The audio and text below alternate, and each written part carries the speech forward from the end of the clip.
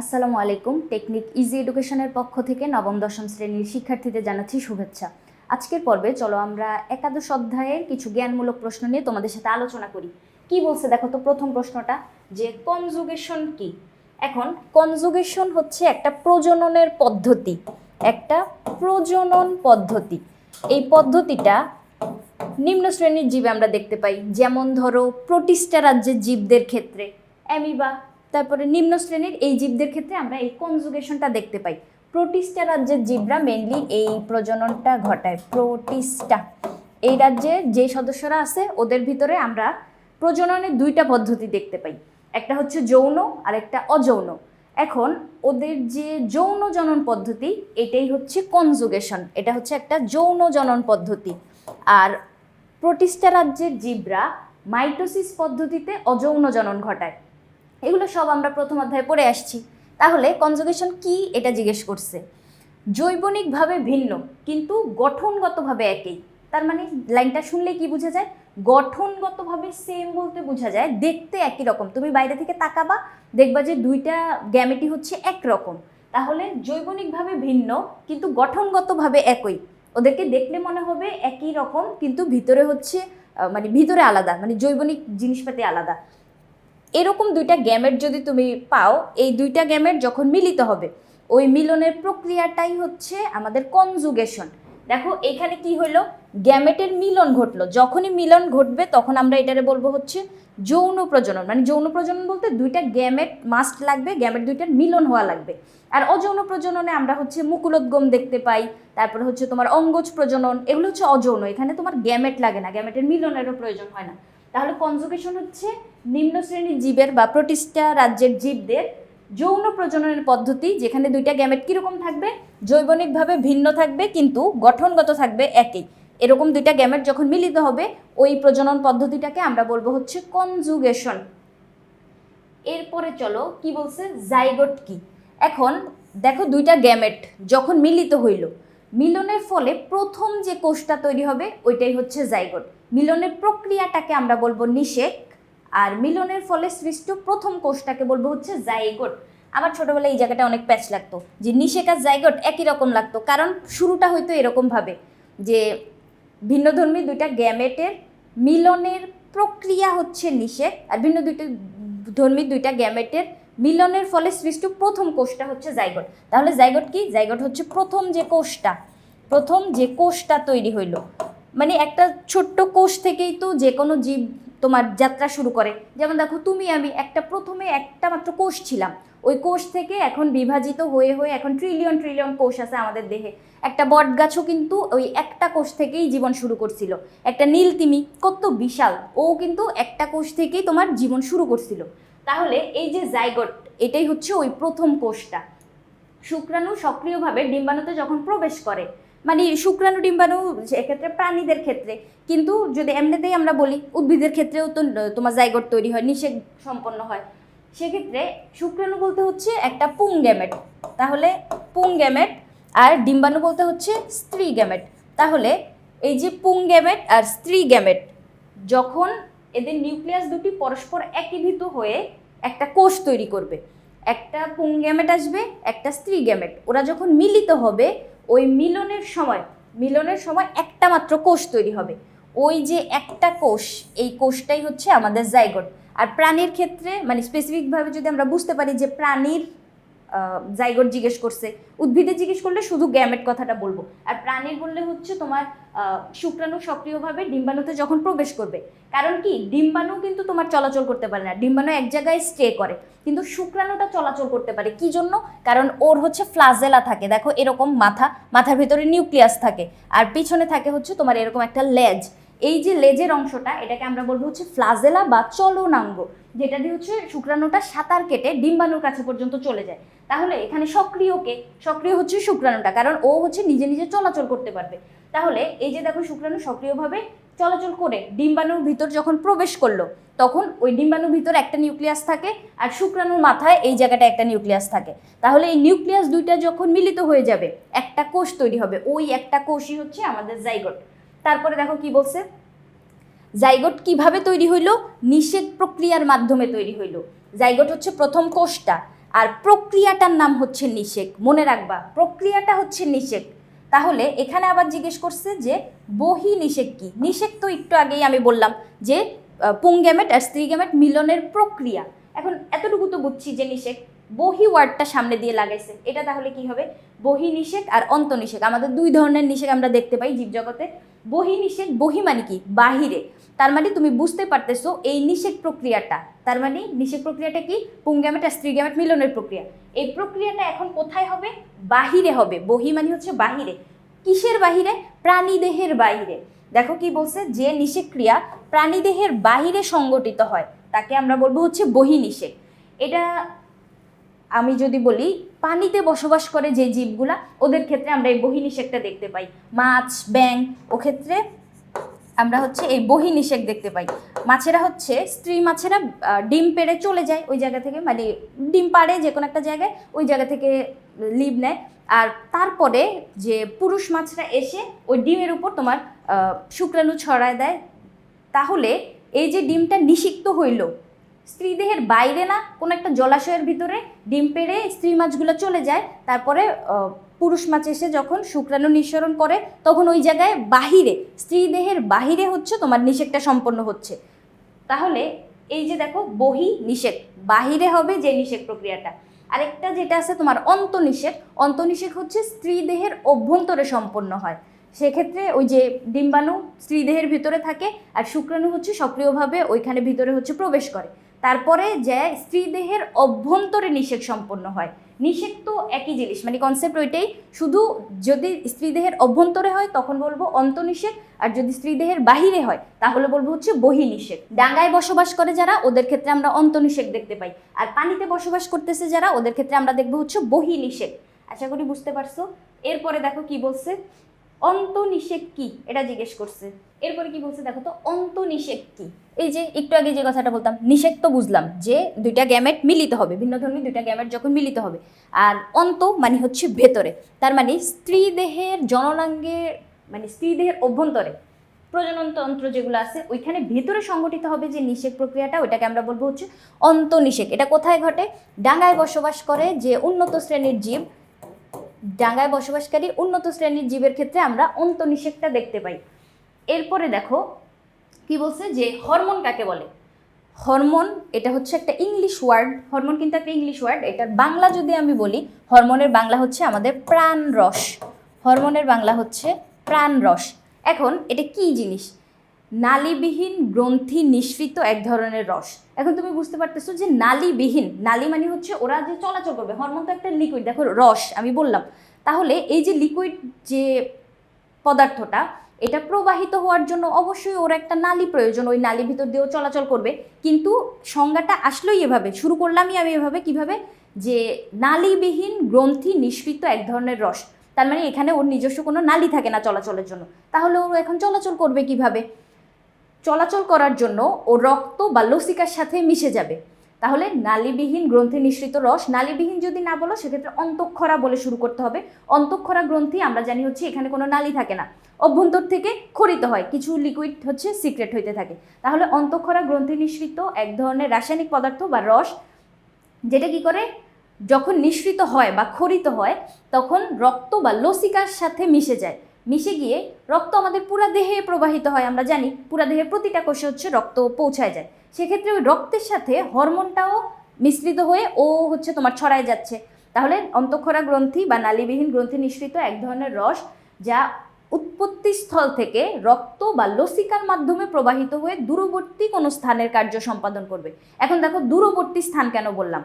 দূরবর্তী স্থানের কার্য এজন্য সম্পাদন করবে, দেখো হরমোন যেখান থেকে নিঃসৃত হয়, ধরো আমার মস্তিষ্কের পিটুইটারি গ্রন্থি থেকে কোনো হরমোন নিঃসৃত হচ্ছে, ধরো অ্যান্টি ডাইউরেটিক হরমোন নিঃসৃত হইলো এডিএইচ, ওই হরমোনটা এডিএইচ হরমোন যেটা, এটা হচ্ছে কাজ করবে আমাদের কিডনিতে যায়। তাহলে নিঃসৃত হইলো অ্যান্টি ডাইউরেটিক হরমোন, যেটা আমার মস্তিষ্কের পিছনে পিটুইটারি গ্রন্থি থেকে নিঃসৃত হইলো, কিন্তু কাজ করবে কোথায় যায়? একদম প্রবাহিত হয়ে রক্তের মাধ্যমে গিয়ে আমার কিডনিতে যায় কাজ করবে। কিডনি কই আছে? আমার মেরুদণ্ডের দুই পাশে। তাহলে দেখো যেখান থেকে নিঃসৃত হইলো ওই জায়গার কাজ কিন্তু কখনো সম্পন্ন করে না। তারপর গলার এখানে থাইরয়েড গ্রন্থি আছে, থাইরয়েড গ্রন্থি থেকে থাইরক্সিন হরমোন নিঃসৃত হবে, ক্যালসিটোনিন নিঃসৃত হবে, কিন্তু ও কিন্তু এই গলার কাজ করবে না। ও করবে হচ্ছে তোমার বিপাকের কার্য, ক্যালসিয়াম বিপাক করবে, তারপরে বিভিন্ন ধরনের খাদ্য বিপাকের কাজ করবে। তাহলে দেখো যেখান থেকে নিঃসৃত হচ্ছে ওই জায়গার কাজ কিন্তু করতেছে না, এটাই হচ্ছে হরমোন। তাহলে কি বলছে দেখো তো, হরমোন হচ্ছে এক ধরনের জৈব রাসায়নিক পদার্থ যেটা নালীবিহীন গ্রন্থি থেকে নিঃসৃত হয় বা অন্তঃক্ষরা গ্রন্থি। নালীবিহীন গ্রন্থি মানে হচ্ছে অন্তঃক্ষরা গ্রন্থি, অন্তঃক্ষরা গ্রন্থি থেকে নিঃসৃত হয়ে রক্তের মাধ্যমে মিশে গিয়ে পুরো দেহে বিভিন্ন জায়গায় হচ্ছে ছড়ায় যাবে। তারপরে দেখো বিপাকীয় শারীরবৃত্তীয় কার্যাবলী সম্পন্ন করবে। মানে হরমোন কিন্তু খুবই অল্প মাত্রায় মানে সিক্রেট হয়। এই জায়গাটাও তুমি সংজ্ঞার ভিতরে ইনক্লুড করতে পারো যে খুব অল্প পরিমাণে নিঃসৃত হয় কিন্তু অনেক আমূল পরিবর্তন ঘটায় ফেলাইতে পারে। যেমন দেহের বিভিন্ন ধরনের মানসিক শারীরিক পরিবর্তন কিন্তু এই হরমোনের কারণেই হয়। এই যে দেখো পরের প্রশ্নটা, বয়ঃসন্ধিকালের যে চেঞ্জেসগুলা এগুলো কিন্তু আমরা হরমোনের কারণেই দেখতে পাই। তাহলে হরমোন কনসেপ্টটা তো বুঝলাম। হরমোন কিন্তু জীব দেহে থাকে, মানে হচ্ছে তোমার উদ্ভিদের দেহেও কিন্তু থাকে। শুধু যে প্রাণীর দেহে তুমি যে তোমার পরিবর্তনগুলো দেখতে পাচ্ছ বলে শুধু তোমার দেহেই হরমোন আছে এরকম না। উদ্ভিদও তো জীব, ওরও তো গুরুত্বপূর্ণ কাজগুলো সম্পন্ন করা লাগবে, তখন উদ্ভিদের দেহেও কিন্তু এই হরমোন থাকে। ওগুলোকে আমরা বলি হচ্ছে ফাইটো হরমোন। ফাইট মানে উদ্ভিদ আর ওর হরমোন হচ্ছে ফাইটো হরমোন। এবার চলো কি বলছে, বয়ঃসন্ধিকাল। মানে হচ্ছে বয়স, সন্ধি মানে কি, সন্ধি মানে হচ্ছে একসাথ সংযোগ বা মিলন, মানে দুইটা কাল মানে কি সময় বুঝতেছি আমরা, কাল মানে সময় না, সময়, মানে হচ্ছে বয়স, দুইটা সময় মানে দুইটা কাল বা বয়স ওইটাকে সন্ধি করবে বা সংযোগ ঘটাবে, বা সন্ধি বলতে আমরা মিলন বুঝতেছি। তাহলে এই ওয়ার্ডটা থেকেই আমরা বুঝতে পারলাম বয়ঃসন্ধিকাল কি জিনিস। তোমার একটা বয়স যখন তুমি শিশু ছিলা, শিশু বয়সে তোমার যে প্রজনন তন্ত্রগুলা ওগুলা কিন্তু এত বেশি ম্যাচিওর হয় নাই এখনো, অথবা পরিপক্ক হয় নাই, এটা আমরা বলতে পারি। সেক্ষেত্রে যে কোনো জীব চাই হচ্ছে পৃথিবীতে তার মতো অনুরূপ জীবের জন্ম দিতে, তার কোনো একটা মানে কিছু একটা পৃথিবীতে সে রেখে যেতে চায়, মানে বংশধর হিসেবে। সেক্ষেত্রে এই যে বয়ঃসন্ধিকালের সময়টা তার কিছু বছর পর, মানে বয়ঃসন্ধিকালে 1 থেকে 2 বছর পর হচ্ছে মেয়েরা তোমার সন্তান ধারণের জন্য মানে উপযুক্ত হয়, এরকম আমরা বলতে পারি। তাহলে এই যে দেখো কৈশোরের একটা বয়স আর তারুণ্যের বয়স, মানে কৈশোর আর তরুণের বয়স আর সন্ধি, তার মানে হচ্ছে সংযোগ ঘটাবে। যেই ফ্রেজটা বা যেই কালটা তোমার কৈশোর আর তারুণ্যের ভিতরে সংযোগ স্থাপন করবে ওই কালটাই হচ্ছে আমাদের বয়ঃসন্ধিকাল। এই সময় কি হয়, মেইনলি হরমোনগুলো কাজ করে। একটা শিশু বয়সে তোমার যেরকম ফিজিক্যাল স্ট্রাকচার অথবা মানসিক যেই বিকাশ যতটুকু হয়েছে, কিন্তু বয়ঃসন্ধিকালের পর থেকে এই চেঞ্জগুলো আরও বেশি হয়। মানে তোমার হচ্ছে প্রজনন তন্ত্রগুলা পরিপক্ক হয় সন্তান ধারণের জন্য। আর এই জায়গাটায় হরমোনগুলা মেইনলি হচ্ছে তোমার আমরা কি বলি, ইস্ট্রোজেন, প্রজেস্টেরন, টেস্টোস্টেরন, এই যে হরমোনগুলা এগুলো নিঃসৃত হয়, যার জন্য আমরা কিন্তু মানে শরীরের দিক থেকেও হচ্ছে বিভিন্ন ধরনের পরিবর্তন দেখতে পাই। যেমন ছেলেদের দাড়ি গোঁফ গজায়, তারপর গলার স্বর মোটা হয়ে যায় বা পরিবর্তন হয়ে যায়। তারপরে মেয়েদের ক্ষেত্রে আমরা ঋতুস্রাব হইতে দেখি। এরকম যে চেঞ্জেসগুলো এগুলো মেইনলি হয় হচ্ছে তোমার হরমোনের কারণে। শারীরিক পরিবর্তনের সাথে সাথে মানসিক পরিবর্তনও কিন্তু হয়। তাহলে এই যে সময়টায় এই পরিবর্তনগুলো হচ্ছে ওই সময়টাই হচ্ছে আমাদের বয়ঃসন্ধিকাল। তারপরে কি বলছে দেখো তো, ক্লিভেজ কি, ক্লিভেজ মানে হচ্ছে বিভাজন। ক্লিভেজ মানে হচ্ছে বিভাজন। এখন কিসের বিভাজন হবে, কোন জায়গায় হবে, এই জায়গাটা তো ক্লিয়ার করা লাগবে। তাহলে দেখো আমরা নিষেক পড়ছি একটু আগে, নিষেক হচ্ছে মিলনের প্রক্রিয়া, একটা পুংগ্যামেট আর একটা স্ত্রী গ্যামেট মিলিত হবে, এই প্রক্রিয়াটা হচ্ছে নিষেক। এখন এই যে নিষেকের পরে নিষিক্ত ডিম্বাণু, মানে নিষেকের পরে শুক্রাণু এসে যখন ডিম্বাণুর ভিতর প্রবেশ করতেছে, ডিম্বাণুটা নিষিক্ত হয়ে গেছে, মানে নিষেক প্রক্রিয়াটা সম্পন্ন হয়ে গেছে। তাহলে নিষিক্ত ডিম্বাণু ওই জায়গাটায় তৈরি হবে কি, আমরা একটু আগেই পড়ছিলাম যে একটা পুংগ্যামেট একটা স্ত্রী গ্যামেট যখন মিলিত হবে ওই প্রথম কোষটাকে আমরা বলবো হচ্ছে জাইগোট। তাহলে নিষিক্ত ডিম্বাণু যদি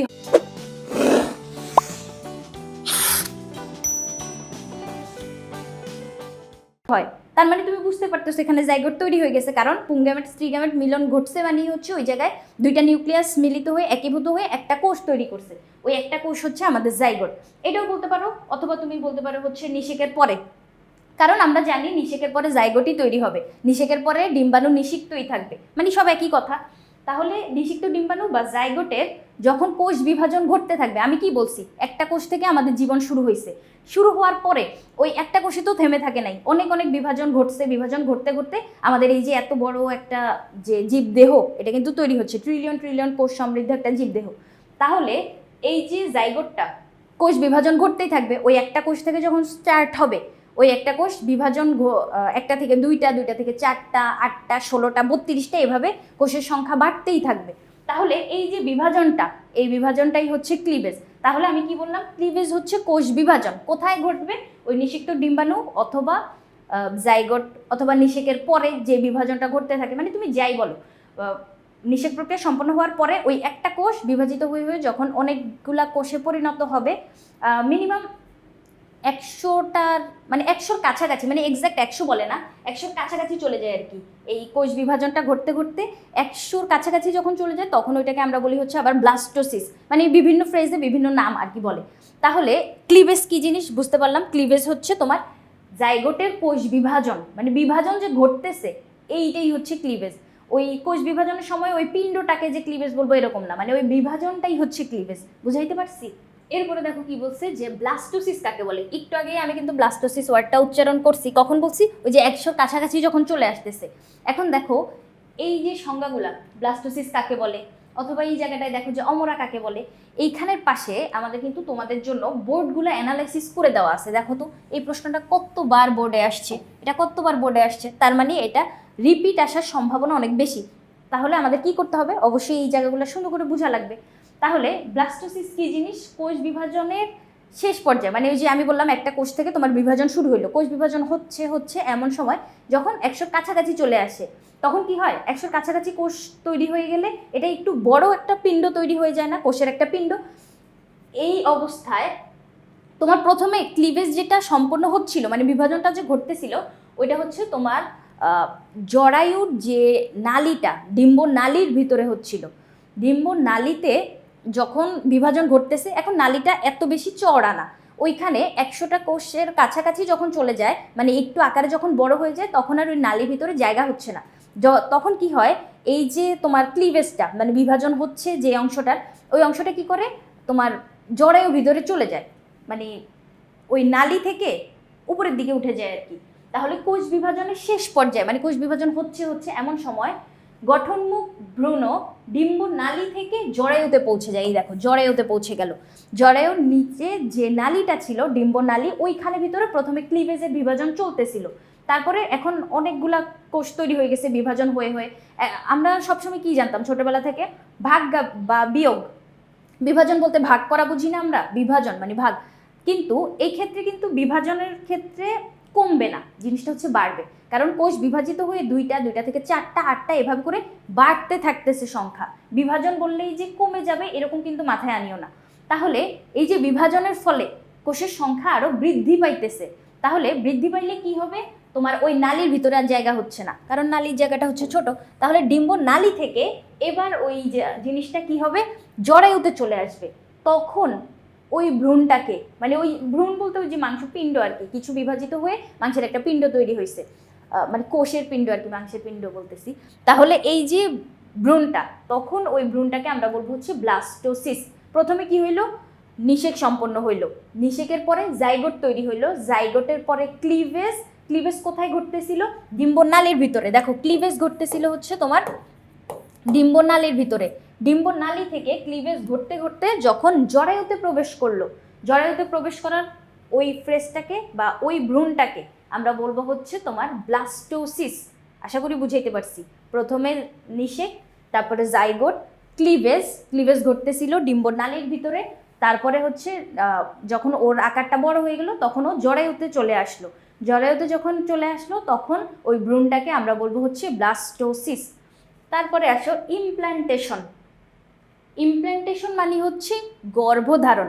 ইংরেজিতে লিখছে, গর্ভধারণ লিখলেও কিন্তু আমরা সহজেই বুঝতে পারি প্রশ্নটা, যে মানে কি বলতে চাইছে। তখন তুমি হচ্ছে মানে নিজের মতো করে একটা সংজ্ঞা লিখতে পারবা। কিন্তু যখন এরকম ইংলিশ টার্মগুলো দিয়ে দেয় তখন টিচার চাচ্ছেই হচ্ছে তোমাকে ওই জায়গায় আটকানোর জন্য। কারণ দেখো ইমপ্ল্যান্টেশন এই ওয়ার্ডটা অনেকে নাও জানতে পারো, কিন্তু এটার বাংলা যখন আমি তোমাকে বলতেছি যে এটা হচ্ছে গর্ভধারণ, তখন সবাই বুঝে ফেলবা যে হ্যাঁ সহজ একটা কথা, গর্ভধারণ এটা কি জানতে চাইছে। তাহলে ইমপ্ল্যান্টেশন মানে হচ্ছে গর্ভধারণ। তাহলে তোমাদের বইয়ে পাশে দিয়ে দেখবা হচ্ছে কিছু কিছু বাংলার পাশে দিয়ে ইংলিশ টার্মটা লিখে দেওয়া থাকে, ওগুলা চেষ্টা করবা হচ্ছে একটু আয়ত্তে রাখার। কারণ আমি অনেক জায়গায় দেখছি যে এরকম ইংলিশ টার্ম দিয়ে আসে, এটা যদিও একটা স্কুলে আসছে কিন্তু বোর্ড পরীক্ষায়ও আমি আসতে দেখছি। এমসিকিউ 4টা অপশনই হচ্ছে তোমার ইংলিশ টার্মগুলো দেওয়া। তাহলে বললাম যে ইংলিশ টার্মটাও আয়ত্তে রাখার চেষ্টা করবা, ঠিক আছে। এবার দেখো ইমপ্ল্যান্টেশন বা গর্ভধারণ। জরায়ুর প্রাচীরে ভ্রূণের যে সংস্থাপন, এই যে দেখো জরায়ুতে যে প্রবেশ করলো ব্লাস্টোসিস, আমরা সিরিয়ালে কিভাবে আসতেছিলাম, নিষেক, জাইগোট, ডিম্বনালীর ভিতর ক্লিভেজ, তারপরে যে হচ্ছে তোমার জরায়ুতে আসছে ব্লাস্টোসিস। এখন জরায়ুর ভিতরে ওই যে ভ্রূণটা চলে আসলো, ওর ওই প্রাচীরে মানে আটকায় থাকা লাগবে, কারণ ওই জায়গায় ওকে হচ্ছে অনেক মাস স্টে করা লাগবে ওই ভ্রূণটা। ওই মাতৃদেহ থেকে ওই অমরার ভিতরে যে ও মানে ওই জায়গায় যে আটকায় আছে মানে জরায়ুর ভিতরে, ওখান থেকে ওর পুষ্টি উপাদান সব নেওয়া লাগবে, প্রয়োজনীয় কার্যাবলী সম্পন্ন করে তারপরে ও যখন মানে এনভায়রনমেন্টে আসার জন্য পারফেক্টভাবে তৈরি হবে, তখন যা হচ্ছে সে গর্ভ থেকে হচ্ছে বাইরে চলে আসবে। সেক্ষেত্রে এই যে অনেক দিন ওর ওই ভিতরে স্টে করা লাগতেছে, ওর ওইখানে প্রাচীরের সাথে মানে মাতৃদেহের সাথে অ্যাটাচ থাকা লাগবে। সেক্ষেত্রে জরায়ুর প্রাচীরে ভ্রূণের যে সংস্থাপনটা, এই জায়গায় সংস্থাপনটা ঘটবে কিভাবে আমি তোমাকে বলি। কিছু হরমোন এই জায়গায় কাজ করে। হরমোনগুলো কি করে, প্রাচীরের সাথে, জরায়ু প্রাচীর তখন হচ্ছে অনেক বেশি নরম আর পাতলা থাকে, মানে পাতলা না, মানে কি বলবো, নরম থাকে, যেখানে হচ্ছে সহজে অ্যাটাচ হয়ে যাওয়া যায়। তাহলে ওই যে নরম প্রাচীরটা মানে জরায়ুর যে গাত্রটা, প্রাচীর বলতে জরায়ুর ভেতরের অংশটা তখন হচ্ছে মানে কোনো কিছু অ্যাটাচ হওয়ার জন্য অনেক বেশি পারফেক্ট থাকে। তখন ওই জায়গায় কিছু হরমোন নিঃসৃত হয়। ওই হরমোনগুলা কি করে, ওইখানে হচ্ছে দেওয়ালের সাথে বা প্রাচীরের সাথে ওই ভ্রূণটাকে অ্যাটাচ করতে সাহায্য করে। তখন হচ্ছে তোমার অ্যাটাচ যখন হয়ে যাচ্ছে, তখন আমরা বলতেছি হচ্ছে গর্ভধারণ সম্পন্ন হয়েছে বা কনসিভ করছে। তাহলে এই যে ইমপ্ল্যান্টেশন জরায়ুর প্রাচীরে, জরায়ুর ভেতরের যে প্রাচীরটা, ওইখানে ভ্রূণের যে সংস্থাপন, এই প্রক্রিয়াটাকেই আমরা বলবো হচ্ছে গর্ভধারণ। ভ্রূণের সংস্থাপন বা ভ্রূণটা মাতৃজরায়ুর ভিতরে হচ্ছে অ্যাটাচ হয়ে গেছে, এটাই হচ্ছে আমাদের ইমপ্ল্যান্টেশন। এরপরে দেখো অমরা, মোস্ট ইম্পর্ট্যান্ট একটা টপিক, যেটা হচ্ছে তোমার বড় প্রশ্নের ক্ষেত্রেও আসে, আবার দেখো এখানে ছোট প্রশ্নের জন্যও আসছে। তাহলে 3 স্টার ইম্পর্ট্যান্ট একটা টপিক এটা। এই জায়গাটা আমি একটু সুন্দর করে বুঝাই, দেখো কি বলছে। অমরা কি এটা জিজ্ঞেস করছে। অমরা হচ্ছে এরকম একটা অংশ, যে অংশটা ওই ভ্রূণ আর মাতৃ যে জরায়ু ওইটাকে একসাথ করতেছে। একটু আগে যে বললাম ইমপ্ল্যান্টেশন মানে হচ্ছে অ্যাটাচ হবে বা একসাথ হবে। কি কি অ্যাটাচ হবে, ভ্রূণ আর মাতৃ জরায়ু। তাহলে সুন্দরভাবে সাজাই কিভাবে লিখব, যে বিশেষ অঙ্গের মাধ্যমে, যে অঙ্গটা ওইটা হচ্ছে অমরা। তাহলে যে বিশেষ অঙ্গের মাধ্যমে মাতৃ জরায়ুতে ক্রমবর্ধমান ভ্রূণ এবং মাতৃ জরায়ুর টিস্যুগুলোর ভিতরে সংযোগ স্থাপিত হয়, ওইটাকে আমরা বলতেছি হচ্ছে অমরা। তাহলে ক্রমবর্ধমান ভ্রূণ মানে ওই ভ্রূণটা তো হচ্ছে তোমার বিভাজিত হইতেই আছে, বিকাশিত হইতেই আছে। তাহলে ও হচ্ছে ক্রমবর্ধমান মানে ওর হচ্ছে বিবর্ধন ঘটতেছে। তাহলে মাতৃ জরায়ুর ভিতরে এই কাজটা হচ্ছে, মাতৃ জরায়ুর ভিতরে, কারণ এই যে জরায়ুতে চলে আসছিল, আমরা ব্লাস্টোসিস ফ্রেজে দেখলাম না যে জরায়ুতে চলে আসছে, ওই জরায়ুর ভিতরে ভ্রূণটা আরও বড় হইতে থাকবে, বিকশিত হইতে থাকবে। এই যে ক্রমবর্ধমান ভ্রূণ আর মাতৃ জরায়ুর যে টিস্যুগুলোর ভিতরে সম্পর্কটা স্থাপিত হইল যেই অঙ্গটার মাধ্যমে, ওই অঙ্গটাকে আমরা বলবো হচ্ছে অমরা বা গর্ভফুল। এখন এই যে অমরাটা কি কাজ করতেছে, ও কি শুধু অ্যাটাচ করে রাখতেছে, ওর কিছু কাজ আমি তোমাদেরকে বলি। এই যে বিশেষ অঙ্গের কথা বলল, এই অঙ্গটা রেচনের কাজ করে। ধরো ছোট্ট একটা শিশু বা ভ্রূণ, শিশু তো এখনো হয় নাই, ওই ভ্রূণটা, ওর দেহে তো এখনো তোমার কিডনি পারফেক্টভাবে তৈরি হয় নাই, কিডনি কাজ করে না, অথবা ওর যে হরমোনগুলা কিডনিকে মানে কাজ করতে স্টার্ট করতে উদ্দীপ্ত করবে, ওইখানে ওর কিছুই এই কাজ মানে কিছুই এখনও ঠিকমতো হচ্ছে না। তাহলে ওর রেচন কাজগুলো কিভাবে সম্পন্ন করবে? তারপরে ধরো ওর ফুসফুসও এখনও সুন্দরভাবে গঠিত হয় নাই, তাহলে ওই যে অক্সিজেন নেওয়া, কার্বন ডাইঅক্সাইড দেওয়া, এই যে ফুসফুসের কাজগুলো ও কীভাবে করবে? তারপরে ও তো হচ্ছে খাদ্যও পায় না, ও তো জরায়ুর ভিতরে অবস্থান করতেছে, ও তাহলে পুষ্টি উপাদান কিভাবে পাবে? এই যে পুষ্টি, মা যে খাবারটা খাচ্ছে ওই পুষ্টি উপাদানগুলাই হচ্ছে ওই ভ্রূণের কাছে যাচ্ছে। আবার ভ্রূণ দেহে যখন কোনো বিপাকীয় বর্জ্য তৈরি হচ্ছে, ওই বর্জ্যগুলো মাতৃদেহের মায়ের দেহ থেকে নিঃসৃত হওয়ার মাধ্যমে ওই যে ভ্রূণের যে বর্জ্যগুলো ওগুলো হচ্ছে মায়ের বর্জ্যের সাথে হচ্ছে বের হয়ে যাচ্ছে। তাহলে দেখো এই যে অঙ্গটা, অমরা যে অঙ্গটা, ও কি করতেছে? ফুসফুসের মতো কাজ করতেছে, রেচনতন্ত্রের মতো কাজ করতেছে। আবার হচ্ছে তোমার পুষ্টি আদান প্রদান, কিছু হরমোন যদি প্রয়োজন হয় সেক্ষেত্রে হরমোন আদান প্রদান, এই যে আদান প্রদানের কাজগুলা করতেছে হচ্ছে আমাদের এই অমরাটা। এটা খুবই গুরুত্বপূর্ণ একটা অর্গান, যেটা হচ্ছে ওই ভ্রূণটাকে মানে বিবর্ধন বা বৃদ্ধিতে সাহায্য করতেছে।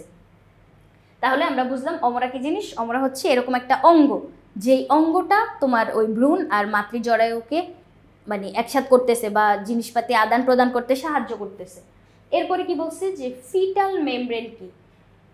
আগে আমি তোমাদেরকে বলি যে ফিটাস কি জিনিস। ফিটাস হচ্ছে ভ্রূণটা যে মাতৃজরায়ুর ভিতরে আছে, ওখানে হচ্ছে তোমার সময় তো যাইতে থাকবে, কিছু সময় পরে যখন 8 সপ্তাহ হয়ে যাবে, 8 সপ্তাহ পরে ভ্রূণটাকে আমরা বলবো হচ্ছে ফিটাস। এখন ওই যে ফিটাসটা যে মাতৃজরায়ুর ভিতরে আছে ওইটারে ফিটাল যদি ধরি, মানে ফিটাল, আর ওর পাশে কিছু লেয়ার তৈরি হয়, ওই লেয়ারগুলোকে আমরা বলবো হচ্ছে মেমব্রেন। মেমব্রেন বলতে আমরা কি বুঝি? পর্দা বুঝি না? পর্দা বা আবরণগুলা। তাহলে প্রত্যেক প্রজাতিতে ভ্রূণের জন্য মাতৃদেহের ভিতরে সহজ, স্বাভাবিক এবং নিরাপদ পরিবর্ধনের জন্য যে ব্যবস্থাটা কি করে, ব্যবস্থাটা হচ্ছে তোমার লেয়ার তৈরি করে। আবরণ বা পর্দা এগুলো কি করে? আমাদেরকে বাইরের আঘাত থেকে রক্ষা করে, ভিতরে তোমাকে হচ্ছে সুন্দরভাবে মানে আবৃত করে রাখতে সাহায্য করে। তাহলে এইখানে মেমব্রেনের কাজও এরকম, ব্যতিক্রম কিছু না, যে প্রত্যেক প্রজাতিতে ভ্রূণের জন্য মাতৃদেহের ভিতরে সহজ, স্বাভাবিক এবং নিরাপদ পরিবর্ধনের ব্যবস্থা। পরিবর্ধন বলতে হচ্ছে যে বৃদ্ধিপ্রাপ্ত হইতে হবে, মানে একটা ছোট্ট কোষ থেকে তোমার পারফেক্ট একটা জীব তৈরি করে ওইটাকে পৃথিবীতে আনার জন্য যে পারফেক্ট একটা পরিবেশ তৈরি করা লাগবে বা সুন্দর একটা সুযোগ সুবিধা দেওয়া লাগবে, ওই জায়গাটাই হচ্ছে তোমার ওই জরায়ুর ভিতরে করা লাগবে। কারণ ওই ভ্রূণটা তো অবস্থান করতেছেই জরায়ুর ভিতরে, ভূমিষ্ঠ হওয়ার আগ পর্যন্ত তো সে জরায়ুতেই অবস্থান করবে। তাহলে এই যে কিছু মেমব্রেন ওগুলা ওকে আবৃত করে রাখতেছে, যে আবৃত করে রাখতেছে যে মেমব্রেনগুলা, এটাকে আমরা বলবো হচ্ছে ফিটাল মেমব্রেন। সহজ কিন্তু কথাটা কি বলছে যে মাতৃদেহের জরায়ুর ভিতরে একটা ভ্রূণ সুন্দরভাবে পরিবর্ধনের জন্য, সহজ স্বাভাবিক পরিবর্ধনের জন্য যেই মেমব্রেনগুলা চারদিক থেকে ওকে আবৃত করে রাখতেছে ভ্রূণটাকে, ওইটাই হচ্ছে ফিটাল মেমব্রেন। ফিটাস কি? ওই যে 8 সপ্তাহের ভ্রূণকে আমরা ফিটাস বলতেছি। প্রত্যেকটা 8 সপ্তাহে, আচ্ছা ফিটাসের আরেকটু বৈশিষ্ট্য আমি তোমাকে বলি। এই যে ফিটাসের ক্ষেত্রে কি হয় তোমার হচ্ছে হাত পা বা যে অর্গানগুলা, মানে কোন জীবের যে মানে ছোট্ট যে ভ্রূণটা আছে ওটাকে দেখে আমরা বুঝতে পারি যে এটা কোন জীবের ভ্রূণ আর কি। মানে ধরো একটা মানুষের স্ট্রাকচার হওয়ার জন্য তো কিছুটা অবয়ব বুঝতে পারা প্রয়োজন, তাহলে ওর হাত তৈরি হবে, পা তৈরি হবে, যেটার স্ট্রাকচারটা ছোট্ট একটা শিশুর মতো, মানে মানব শিশুর মতো, যেটা দেখে আমরা বুঝতে পারতেছি ওর অর্গানগুলো তৈরি হবে, হাত পা সব কিছু তৈরি হবে, কিন্তু খুবই ছোট ছোট মুকুলের মতো। সেক্ষেত্রে তুমি দেখে হচ্ছে বুঝতে পারতেছো যে এটা কোন জীবের ভ্রূণ বা মানে কোন ধরনের জীব তৈরি হবে, এটা আমরা দেখে যখন বুঝতে পারতেছি। ওই মানব শিশুর ক্ষেত্রে এরকম ফর্মটাকে বা স্টেজটাকে আমরা বলবো হচ্ছে ফিটাস, যেটা 8 সপ্তাহে তৈরি হয়। 8 সপ্তাহে ওর হচ্ছে হাত পাগুলো তৈরি হয়ে যায়, আর তখন ওইটাকে দেখে বোঝা যায় যে না হ্যাঁ এটা একটা মানব শিশু। এরকম যখন বোঝা যাচ্ছে তখন এটাকে আমরা বলবো হচ্ছে ফিটাস। তাহলে ফিটাস হচ্ছে 8 সপ্তাহের। এটা কিন্তু এমসিকিউর জন্য খুবই গুরুত্বপূর্ণ যে কত সপ্তাহের ভ্রূণকে ফিটাস বলা হয়। 8 সপ্তাহের ভ্রূণকে আমরা বলবো হচ্ছে ফিটাস। তাহলে মানব প্রজননের জন্য যে জিনিসপাতিগুলো, স্বাভাবিক কথাবার্তা, এগুলো হচ্ছে তোমরা তোমাদের দৈনন্দিন জীবনেও শুনে থাকবা, চারপাশে হচ্ছে শোনা যায়। বায়োলজির পড়তে এটাই মজা যে তুমি হচ্ছে তোমার জীবনের সাথে রিলেট করতে পারবা অনেক কিছুই, হচ্ছে তুমি দেখবা যে আশেপাশে থেকেই হচ্ছে শুনছো, শিখছো, এগুলো তোমার মানে সহজ। এই কথাবার্তাগুলোই হচ্ছে গুছিয়ে আমরা খাতায় লিখতে পারলেই হচ্ছে নম্বর পেয়ে যাবো। তাহলে আশা করি তোমাদেরকে বুঝাইতে পারছি সহজ কিছু কথাবার্তা। আমি কিছু এক্সট্রা ইনফরমেশন দিছি। এত কথা হচ্ছে তোমার নাম্বারের জন্য লেখা লাগে না, বা 1 নাম্বার জ্ঞানমূলকের জন্য এত কথা লেখা লাগে না। যেই মানে এক্সট্রা কথাগুলো হচ্ছে তোমাকে একটু বোঝানোর জন্য বললাম। আশা করি বুঝাইতে পারছি। পরবর্তী পর্ব দেখার আমন্ত্রণ রইল। ধন্যবাদ সবাইকে।